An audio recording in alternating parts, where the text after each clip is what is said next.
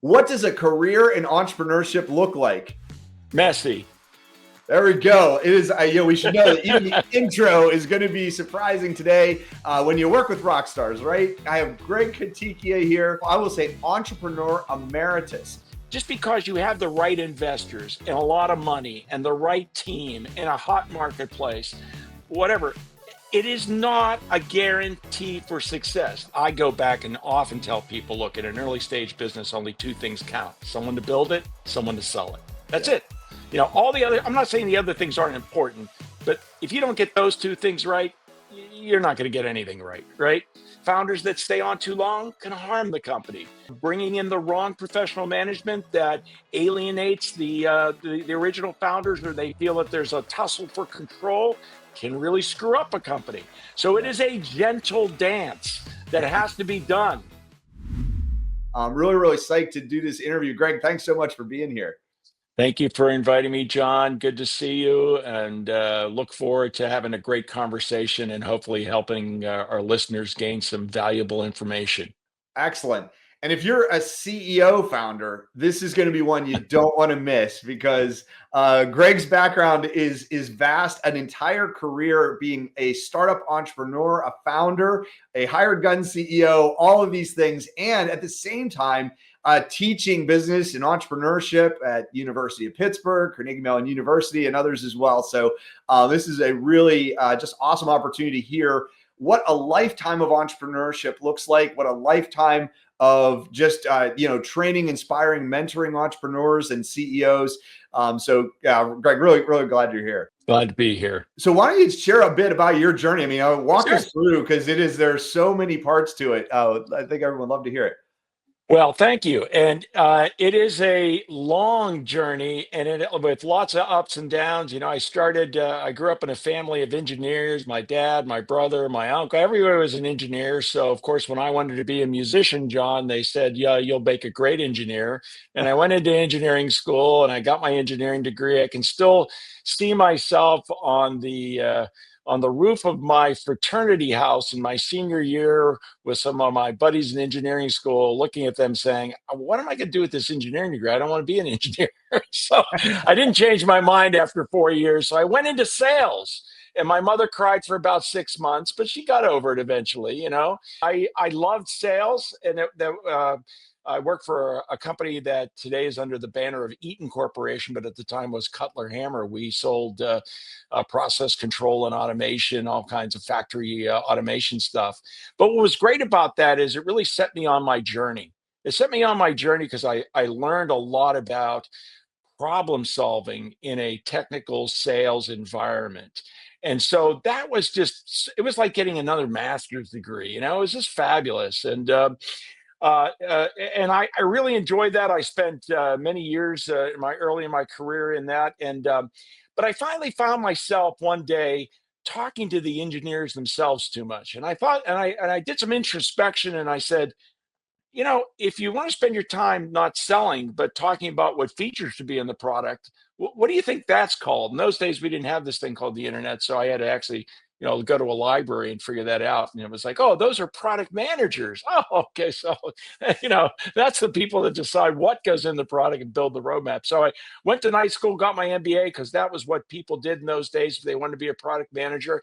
And that led me to my first startup, because no one would hire a guy that was an engineer that sold with an MBA to be a product manager. They wanted them all to come out of services, or be a systems engineer, or an engineer themselves that had worked in developing their products. So I got my first big break being in a startup. And in those days, back when dinosaurs roamed the earth, if you were an entrepreneur or in a startup, that meant you were unemployable. You couldn't find a job. So it wasn't the cherished, beloved thing we talk about today with Steve Jobs and Elon Musk, and oh my God, these are our legendary heroes and everything. And I joined a robotics and machine vision startup that was doing all kinds of stuff in AI. Imagine that, in the 1980s, doing AI. But that was first of many. And in the first half of my career, to kind of shorten this story and the question that you asked, I spent my time as a product manager, marketing, sales, business development, partnerships and alliances, all kinds of areas. I was in a couple early stage businesses that we grew, took public, and exited for over $1 billion. One in systems and network management software, the other in cybersecurity. And then I was also in what I like to label as some wonderful learning experiences, otherwise known as failures. And I had some singles and some doubles and some triples in between there, and it was another foundation for my career. Subsequently, after that chapter of my life and the next 20 years of work, it was all as a CEO. And so all early stage businesses raised about $73 million in venture capital, did some of them that were bootstrapped, all kinds of crazy businesses from embedded systems to electronic billing for law firms to governance, risk, and compliance startups, all kinds of things, and a few more cybersecurity ones. I came in as the founder. I was the hired gun CEO. Some of these were private. Some of them were even public companies. So I've done it now 6 times, and I think that's enough. Yeah. And I've lived to tell the tale so far. Knock on wood here, you know. But that's the journey. It's a long journey, and as I said, it's messy. Yeah.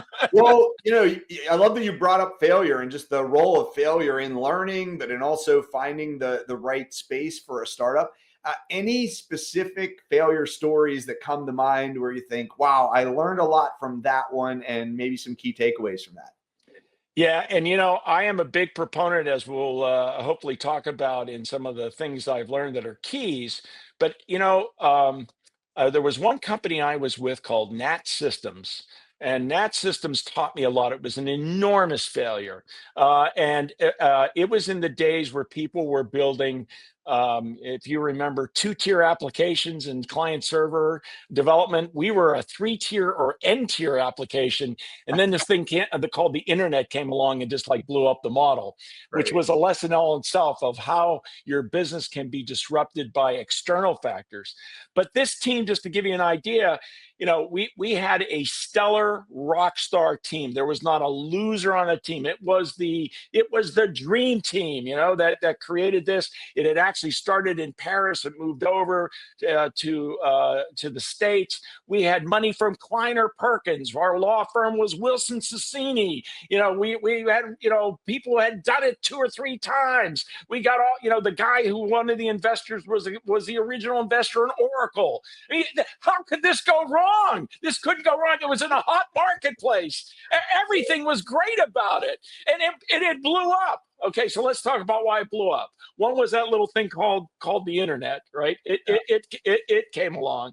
The other thing was I learned tragically for the first time how important due diligence was before investment, and the due diligence didn't uncover that when the product was built, it was an application development tool environment. Yeah. It was highly, highly, highly custom for each instance of every customer. And so it was very difficult to make it repeatable and scalable. So by adding salespeople to it and getting new customers, it actually exasperated a technology stack problem that they had. And people didn't want to slow down and speed up, right? So we hit a lot of walls faster. Yeah. And it goes, the third point I would say is just because you have the right investors and a lot of money and the right team in a hot marketplace, whatever, it is not a guarantee for success. These people that think I got all the right elements, so this is the fun. None of them are a slam dunk. There's all kinds of risks. There's all kinds of problems, and it blew up, and that's just the way it goes. Yeah. Well, and so often it can just be mistaken, this idea that entrepreneurship or running a startup is like, like laying pipe. There's just a step-by-step process. And if you run the process, everything's going to work out. There's still so many factors where risks come into play. It is a risk related type of a play. And even in the due diligence process, it's like all of those that are experts at the finances and the numbers can miss things. I recent interview on this channel with Chad Zordek from Armanino, expert in mergers and acquisitions and in financial due diligence for M&A. And, he talked a lot about how the numbers tell you part of the story, but you got to get in and learn about the people. You got to understand the process. You got to understand the business that they're in, and even just the way it all came to be. Because missing some of those key things about even how it's architected or how it's positioned, that can later be the Achilles heel.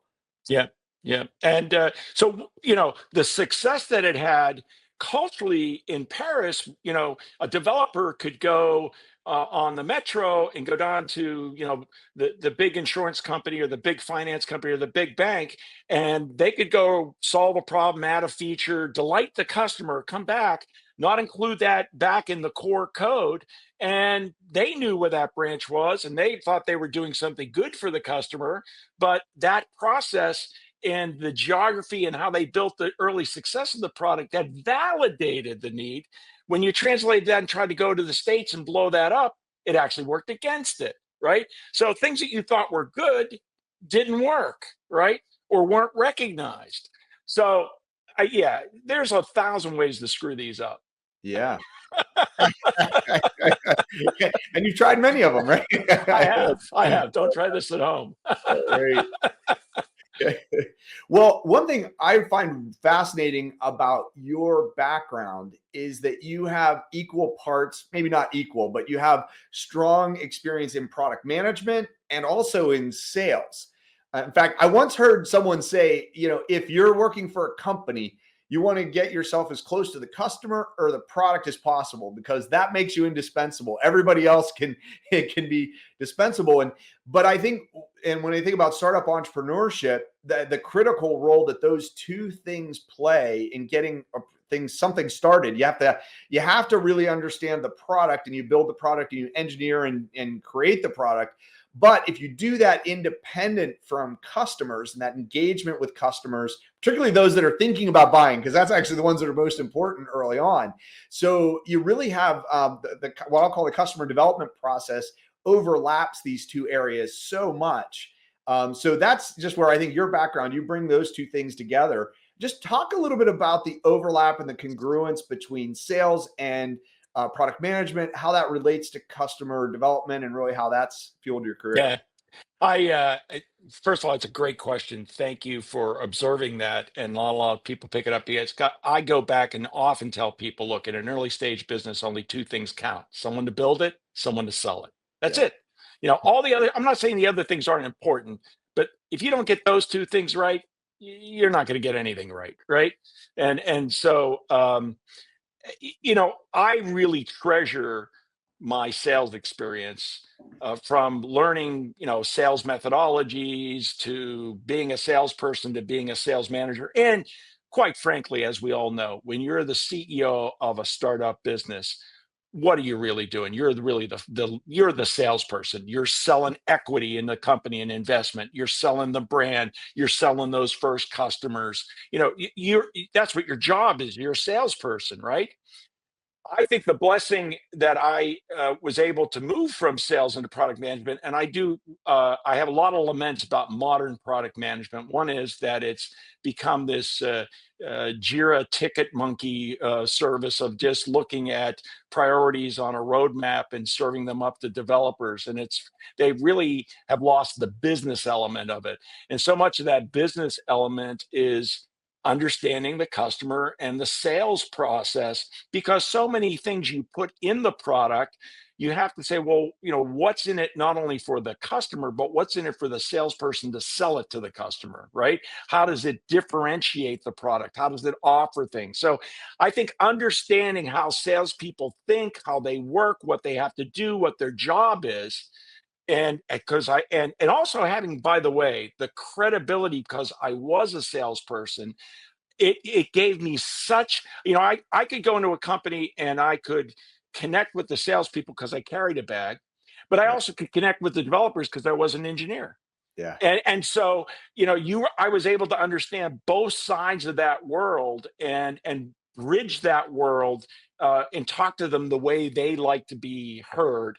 I think it's a huge part of being successful in a startup as well. Yeah.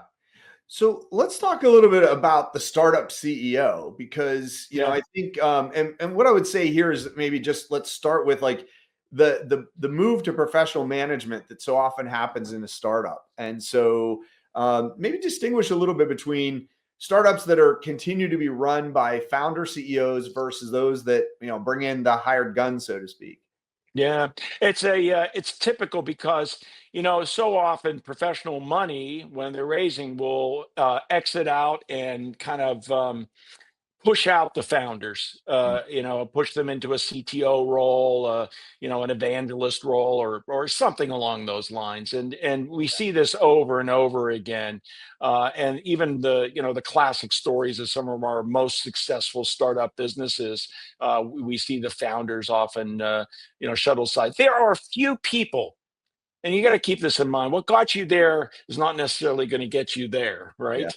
Yeah. And so it doesn't mean that you're not it takes different capabilities at different stages of the business. I mean, I would say to myself, I mean, a perfectly fine and fit under $100 million CEO.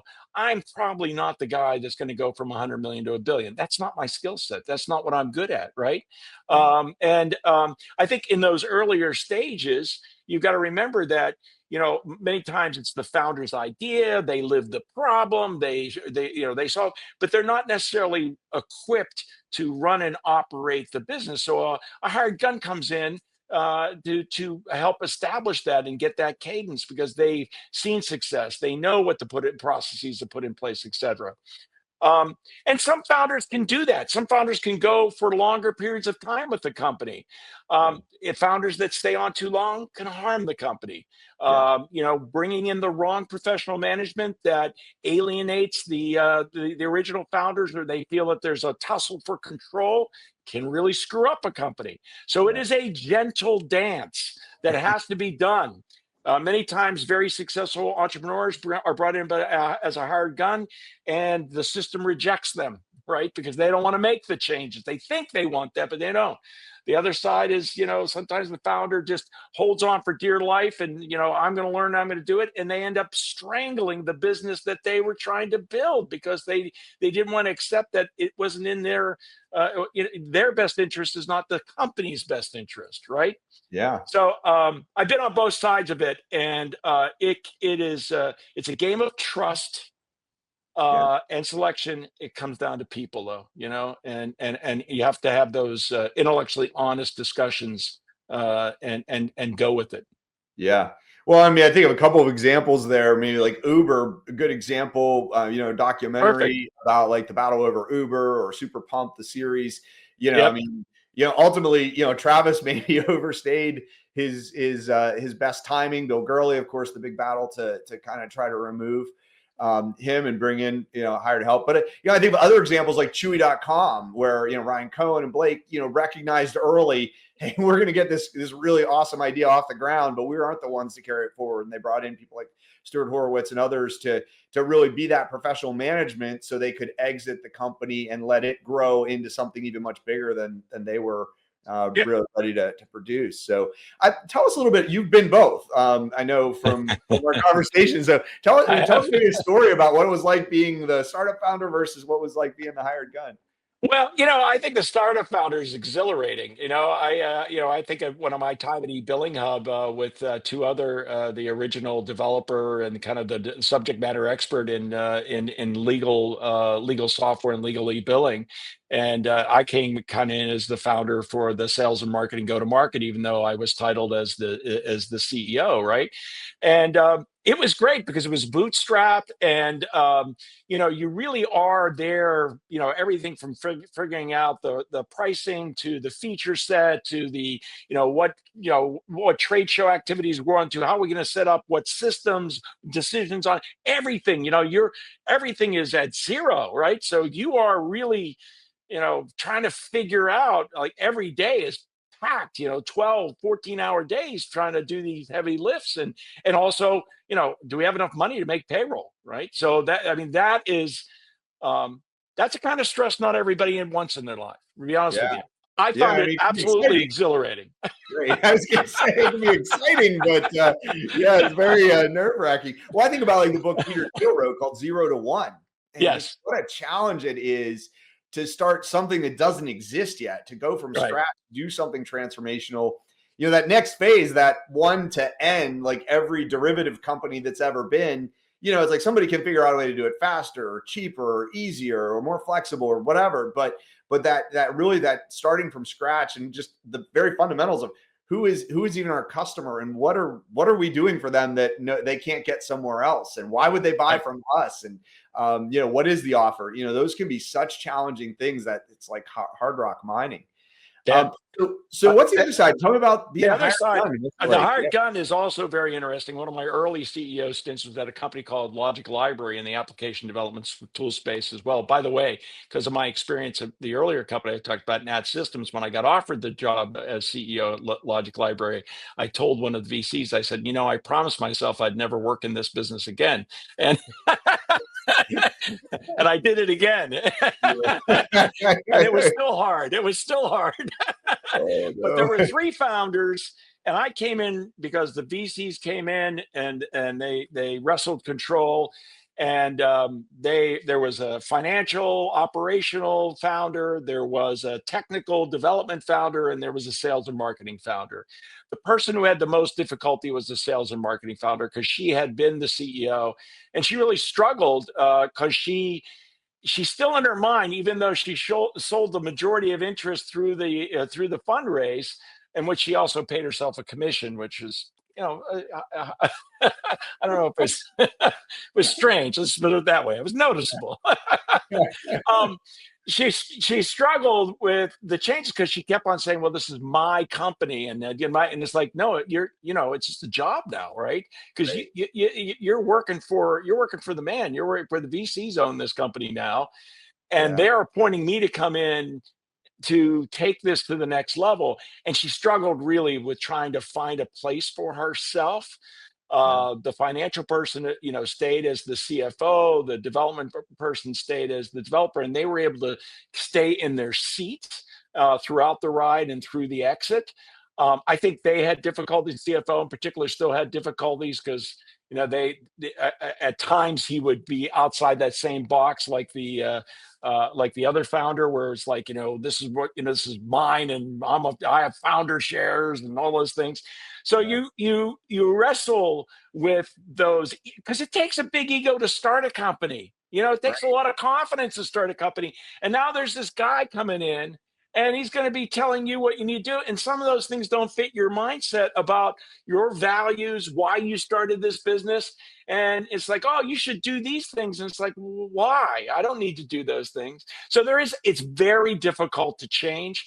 You always have that set of founders who are the resistance, right? And they're going to throw monkey wrenches. They shake their head and they go and do exactly what they were doing all along. They're just in the right. And some of them just want to wait you out too. Some of them think, okay, new guy, let's see how long he lasts. Maybe he'll be a couple of years, and then we'll come back to us. They'll see the error of their ways. So you Yeah. really have to spend time with the culture, the value set, understanding the decisions. You have to spend more time persuading people internally why. Yeah, so as much as you might want to lean in and just say, this is what we're doing and how we're doing it, unless you want to shoot all those people, which is dangerous in itself as well, right? Because then you have another set of problems. You have to choose, which poison you want to go down in order to lead this company. Yeah. Well, and talk a bit about culture, because I really feel like that's probably at the root of that It is not is. the culture you inherit as a hired gun CEO and a startup, but then also the culture you create. So what are some things you've learned along the way with that? Very difficult. My last gig was at a publicly held enterprise software company, and it was the founders who had run it. They took it public too soon. It was way too small in modern terms to be a publicly held software company. They kind of knew that, but they just left it that way. And I think some of that was just ego, right? They just liked that. But they were very set in 1997 and how things were sold and everything, and the transformation to a modern B2B SaaS technology, pricing, development style, how you go to market. I mean, I remember we were selling it as SaaS. We priced it as SaaS. the contract still said maintenance and all the others. So everything about the company oozed of legacy, of it's 2001, right? And making those changes was very difficult. I share a story with you that the way that they had driven revenue and the heroes in the company were the services people. And I'm like, the services people, help me understand this. Well, they weren't doing like training and just implementation. They were actually similar to the Nat System story because they were of that era, right? They were out there slinging JavaScript and in the field and being heroes. And when you looked at the financials, it had not your normal 20% or less services revenue. It had 35 to 40% services revenue. And what they would do is they called it straw wood brick. You're going to laugh for those who know anything about software development. The straw was the field SE would go out there and they would show what could be done with the product in a demo, like a normal demo. That wasn't in the product. It was just what could be done. Customer would love that. Oh, it's exactly what I'm looking for. Well, of course, you built it just for them. They'd buy it, and then they'd hand that demo, that was the wood to the services guys, and they'd have an SOW to actually build that. None of this was in the product, by the way. And then they would give that, and they would give it to development and say, oh, you need to put this in the product now. And it would, straw wood brick. And it was like, that is not how you build software. Great. And yet, I remember that era. That really was a lot of how it was. The priority was on customization, and then you'd have a product manager trying to figure out how do we get this, thrown together custom code into the actual product. Yeah, and so let's go talk about that instantiation into culture, because that was the question you asked. Yeah. Culturally, the heroes were the people who showed up at these big companies and they slung that code and they solved that problem. They'd come back. And by the way, they generated revenue. Well, wasn't that a good thing? Well, no, when you're looking for ARR and repeatable, scalable SaaS revenue, that's the value. That services revenue wasn't valued, right? Yeah. And so all of a sudden you're telling this person who was the hero of the company, we don't really need that work anymore. We don't need as much of it. Or what you were doing was not really a good thing. Well, that's a hell of a thing to tell people, right? Yeah. That's a hell of a transition. So culturally, the value system, what was valued, how it was valued, was not what is valued today. And taking people through that as the hired gun CEO, very, very challenging, because you can't just say it once, right? You can't say, hey, this is why, and here it is, and let's go do it now. That's just not how it's going to happen. So you have to bring people along, and it's a long process. Yeah, the change management can be so challenging. Very. So, as you brought this up, it made me think this. I'd like to dive in a little bit deeper. Maybe talk about, because you really lived through that transition from when software was kind of a big product you sold, and then you charged some maintenance, or maybe you did some customizations, and then the move to SaaS. The move to cloud. It's really the transformation of the industry, of the business, transformation of things that have been done the same way for a really long time, and now there's a radically new approach, but it means you have to just unseat everything. And wow, what a metaphor for so many different industries and area of life right now and everything. So I would love to just maybe hear a story or two about, what the challenges were. We just talked about culture, but what were the challenges just even like in the market, or like getting to this, how do we break through from this old mindset?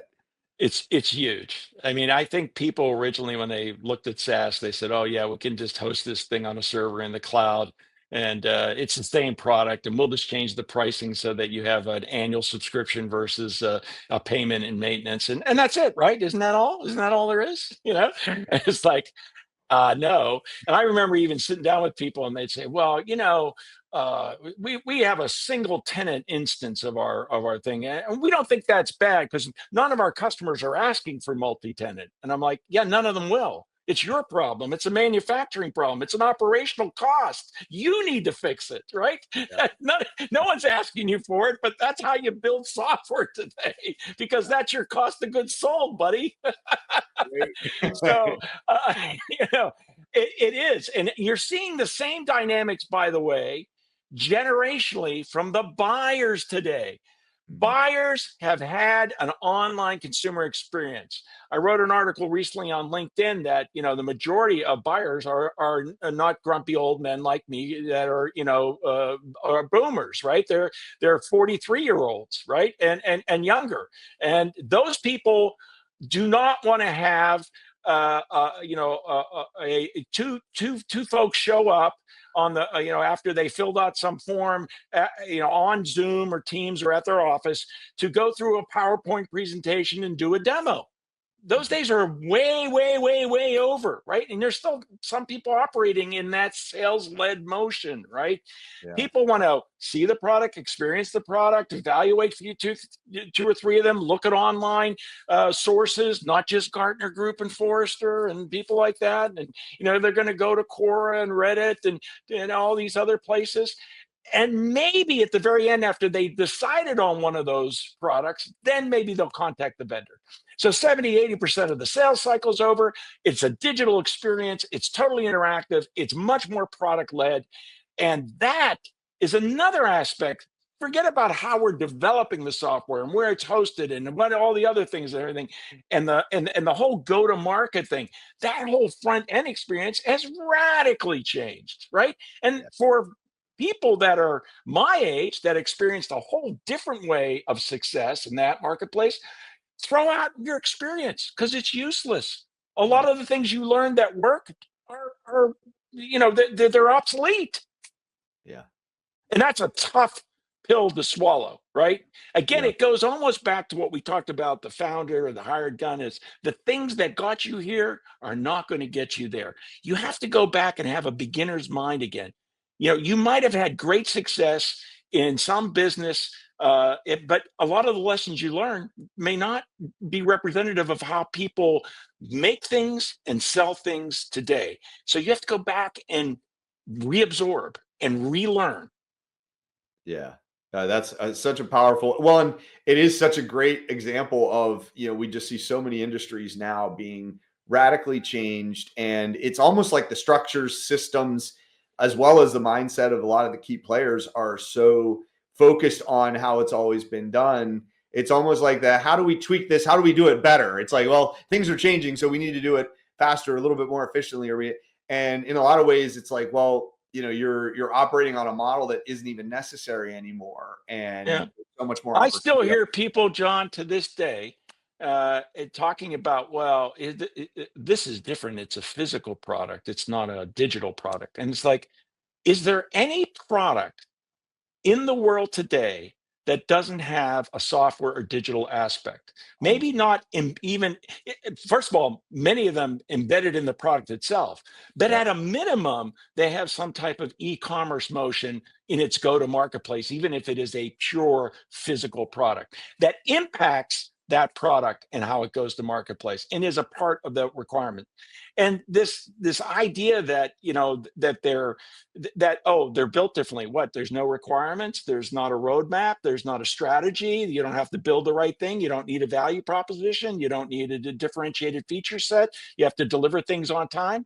Okay, yeah, there's inventory on one versus the other. There's supply chain maybe in one, but there's supply chains now in software too. You embed all these third-party products into your product. You have dependencies, all kinds of things that work. So it's just nonsensical, but people are stuck in their ways. They just don't think, they're not thinking through what is happening or what has happened in the world.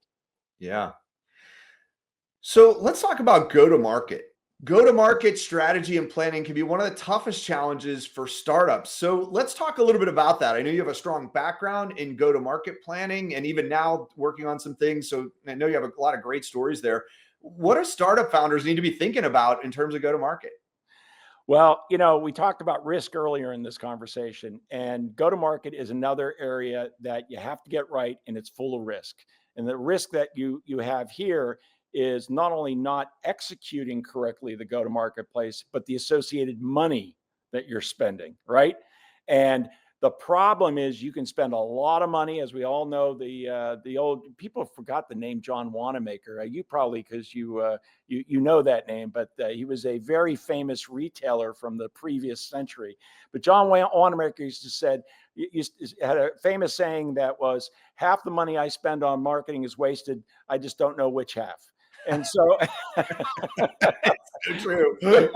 no truer words were ever spoken. And Right. marketing and sales in general is a great place to just flush money down the toilet. And so you have to be very disciplined. And one of the things I learned very early on, and it goes way back to one of my first CEO jobs at Logic Library, is we did an analysis very quickly of all the different things we tried in terms of our go-to-market for lead generation.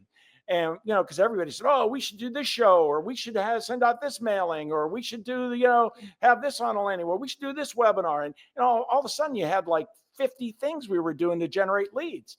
And I'm looking at that thinking, wow, what are the 3 things that generate 80% of the leads? And actually we got it down to 3. And it was, some kind of infographic and some kind of webinar and a handful of trade shows. And we cut our spending way down, did those things, and lost nothing in terms of our go-to-market, right?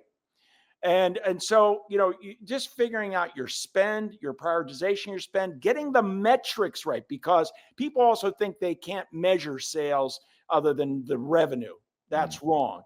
Every step of the sales process can be measured. You can ask questions. So if you're not a salesperson, learn that it's as much a discipline. It's not all just art and presentation skills. There's lots of methodologies that you can measure where you are in your pipeline at any time, and you can hold people accountable. And you really want to understand the metrics of how big your pipeline is. Are you getting the right type? Are you progressing your deals in the right stages, et cetera? So get those metrics around it.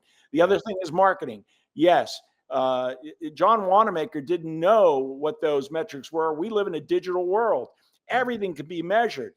Get your systems in place, buy something cheap and cheerful, get a freebie startup version, or, at 90% off of HubSpot, and use it and measure all the things you're doing in your marketing motion. Make sure those things are aligned. The hardest part, particularly on the go-to-marketplace, is if you're in a business that is not purely a digital sale and you need salespeople, is all salespeople are great at selling themselves. So you've got to do a good job of hiring the right salespeople that are going to match your business. And by the way, I don't always look for domain expertise. We need a salesperson that understands healthcare because we're a healthcare offering. I say, no, you're hiring them for their sales expertise. If they're not smart enough to learn your business and some of the lingo in the first 90 days, you hired somebody that's just not capable. Right? But you're hiring them for their sales expertise. Same thing on marketing. You're hiring for their marketing expertise. If you can find somebody that also came from your market, just remember some of their bad habits and assumptions about your market come with them too. So they may not be as creative or do some breakthrough things that aren't found in your business. And I found some of those when you're in an early stage, get you heard above the noise. So don't over-index on domain expertise. It's not always the best thing, and it doesn't always get you the benefits you think it's going to get you. A lot of bad habits, a lot of assumptions come with those people. So structure, discipline, a lot of risk. Watch your spend, watch your hiring, focus on it. Work that ICP, that ideal customer profile. Who is really the economic, particularly in B2B, it's the last thing I'll say on go to market. Most of them are not transactional sales, right? B2B is a complex sale. Mm-hmm. You have your user buyer, you have your influencer, and those people typically want to see your product all day long. I love to call them Seymours because they want to always see more. And, and above that is your economic buyer and your decision maker. If you don't have something that gets you, or those people won't take you to those people, you're going to lose. You're going to be frustrated. You go out of business. You may have the best product in the world that adds all kinds of value. So make sure you've identified all the players, understand and listen to what each one of them needs. Make sure there's something in there for everybody, right? There's a reason that economic buyer wants this product as much as the user buyer ends up using it and stays in engagement with it. So think through that whole, it is a really big, hairy, ugly problem set in the go-to-market space. Yeah. So the role of Right? Unpack, John. So much to unpack. Oh, we could just do a whole series right there on go to market. A lot of head trash. Absolutely. Absolutely.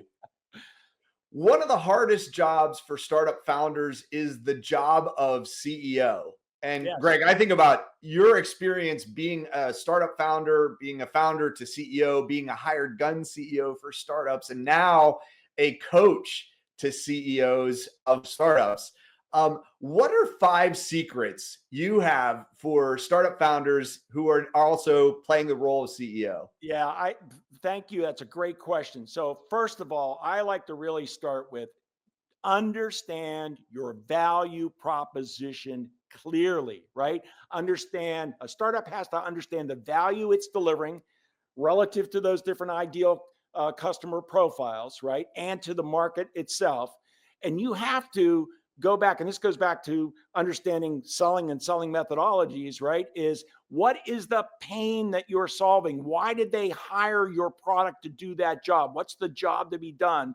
And what value are you unlocking for them, right? If you don't have that clear understanding of what it is and why it's different for their different jobs that they're trying to solve, you will never, ever be successful. So number one, understand your value proposition clearly. 2, prioritize, unlike what I'm doing on this call, listening over talking. Use your ears and your mouth in the proportion God gave them to you, right? So you want to make sure that you are always listening. People give you all kinds of clues. There's all kinds of unstated and stated things. Collect, listen, look for patterns over and over again. Third thing, just like a great product manager, focus on saying no. There's lots of shiny objects, and founders in particular love to chase opportunities. And particularly when you're frustrated and you don't think you can say, oh, grab that straw, grab this thing, let's try this, right? And you can thrash and waste a lot of time and effort. Say no. Early, bad news early is good news. Get rid of the distractions. Align with your core mission. Align with the value proposition. Fourth thing, iterate, validate. Everything that you think is an opinion. It's an assumption. It's just a hypothesis. Listen to yourself and test your hypothesis so that you're not just saying, well, we're going to do this. Well, why are you going to do this? Well, we think this, or I know this. Okay, have you tested that? Test it. It's cheaper to test it than to actually build it, launch it, and you spend money and time. This is not where you want to go. Iterate and validate. Last thing, leadership team. And why I gave you an example in this call of a great leadership team that failed, none of these are guarantees. Make sure you have the right butts in the right seats, and make sure that they're A players. If you ask yourself the question, would you hire the people that are working for you again? And if the answer is no, why are they still there? Your leadership team, go through them on a scale 1 to 10, where 10 is a world-class person in this role. If you have people that are 7s or below, get rid of them, right? They're not going to help you. So that's really, really important advice to remember. So those are the 5 things I would tell anybody, and I often coach about. Awesome. Yeah. So 5 secrets for startup founders that are playing the role of CEO. And let's talk about your book. So it's Start Your Startup Right. Why don't you tell us just briefly about that? I just love the name. It is, it is not actually a startup manual. You won't find things in there about raising money and valuations and all the other things. It really is about some of the things we've talked about here. And some of those secrets we talked about, where, what do you have to do in your go-to-market? What do you have to do in your selling? How do you build a great product? So it's much more of these types of elements of starting your startup right, other than talking about, do I have the right investors and the right cap table and all, and those types of elements. So, identifying your market, getting your value proposition right, putting in your right go-to-market and your right salespeople, the right marketing things to remember. And there really are hints and tips from, my 40 plus years of working and doing 14 different startups and, teaching and coaching and being an advisor and being on boards, et cetera. So what I've tried to do is look at myself and say, what's my value proposition that I can give to other people? What are the patterns? What are the things I see over and over again? And some of them are not the typical things that you often hear. So they're gonna challenge some assumptions that people have. Yeah. Well, and I know from our discussions, coaching a founder, CEO, or a CEO of a startup, very, very different than other executive coaching or life coaching. What is, if someone hires you, if a founder hires you, what can they expect? What kind of experience are they going to have? Well, first of all, you're part therapist, part consultant, and part coach. But like a great coach on the coaching side is, I'm trying to get the best out of you for the position you play. I happen to understand that position. I don't want to prescribe to you what I would do or necessarily always my opinion. I'm trying to use what skills you have, both behavioral, intellectual, all those elements, and trying to make sure you can play that position for the job you're in and get the absolute best as you play each and every day. So that's part of the role. The other part of the role is being coached not only for the CEO, but for the company, and making sure that they have the right team in place with the right goals and right objectives. Some people think that even in a small company, you don't have to be structured and organized. And getting a regular cadence, a regular rhythm, making sure that you have clear goals, not only for the year, but each quarter, and that you're talking about those and you have a scorecard each and every week that you're saying, are we winning the game or are we losing the game? So helping them put those types of practices in place and then learning from those so we can adjust, that's another valuable part of the coaching exercise. That's excellent. Yeah, and of course, your book available from all the usual outlets and all the places. outlets. Great, and we'll put the links down there. If someone wanted to get a hold of you, Greg, either to be a CEO coach or just to engage in some way, what are some of the best ways to reach you? The easiest way, I'm going to give you my email is Greg Cott, GregCott, 2 T's I put in there to keep all the spammers away, but I'm inviting you in now. GregCott@gmail.com. You can reach me there. You can also connect with me on LinkedIn. And you can and connect there, and we can exchange messages there, and love to get an appointment with you. I have my Calendly set up there, so make an appointment. Love to talk with you. Awesome. And before we wrap, I always love to ask this one question and love to hear your thoughts on it. What is your favorite founder film? Oh, there's so many good ones, John, but my one that I've come back to, and maybe it's because I saw it early in my life, and I think it's from the late 80s, is Tucker. And the story of Preston Tucker and the Tucker automobile is just, it has so many elements of what we've just discussed. It has the hired gun professional coming in and, taking the company out. And it has that whole sense of how we build something and getting that teamwork and having people that are not necessarily professional car builders, build the car. That's why they tried so many different things. And just the stress of, trying to get through the regulation and worrying about the money and the family issues and all the things. It has so many beautiful elements of it. And at the end of it, he succeeded, but he failed. It was a Pyrrhic victory, right? But it still is a beautiful story of learning so much from failure that I think every entrepreneur can take something away from and realize that Preston Tucker made a dent in the universe. He made a difference in a business, and he actually was a visionary of things that we see today. Yeah, that's amazing. Love it. That's a great one of my favorites as well. Just see so much of that, the ideation, you see the iteration, you see the failures and learning from failures, you see the, what it takes to get that, a kind of escape velocity when you're trying to disrupt deeply rooted institutions and patterns and those kinds of things. So it's a beautiful story, and it's very well told. And there are several books out about Preston Tucker as well that go into much more detail that I would really, if you love the movie, go read them. They're fabulous. That's excellent. Well, Greg, thanks so much for sharing just a blink at your career. And truly, yeah, you're like the original professor, really. I'm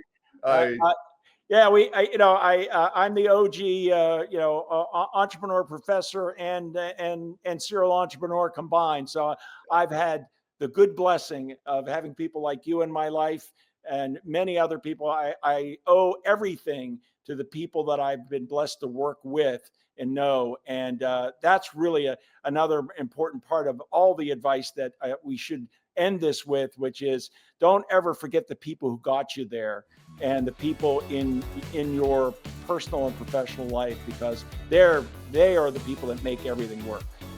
That's amazing. That's awesome. Greg, thanks so much for being here. This has been an awesome discussion and an awesome interview. I love it. Yeah, I had a lot of fun. Thank you for inviting me.